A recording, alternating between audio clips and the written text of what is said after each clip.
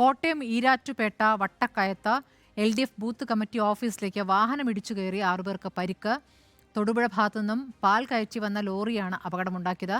4 പേരെ ഈരാറ്റുപേട്ടയിലെ സ്വകാര്യ ആശുപത്രിയിലും 2 പേരെ കോട്ടയം മെഡിക്കൽ കോളേജ് ആശുപത്രിയിലേക്കും കൊണ്ടുപോയിരിക്കുന്നു. PR പ്രവീണ വിവരങ്ങളുമായി. പ്രവീണ, എങ്ങനെയാണ് ഈ അപകടമുണ്ടായത്? ഈ പരിക്കേറ്റവരുടെ നില എങ്ങനെയാണ്?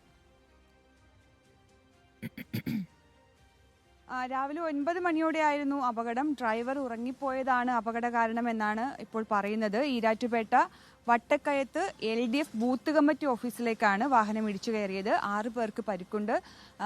നമുക്കറിയാം, ബൂത്തിന് കുറച്ച് 100 മീറ്റർ മാറിയായിരിക്കും സാധാരണഗതിയിൽ ഇത്തരം സ്ഥാനാർത്ഥികളുടെയും മുന്നണികളുടെയും ഒക്കെ ഈ ബൂത്ത് കമ്മിറ്റി ഓഫീസ് സജ്ജീകരിച്ചിരിക്കുക. അവിടേക്കാണ് വാഹനം ഇടിച്ചു കയറിയത്.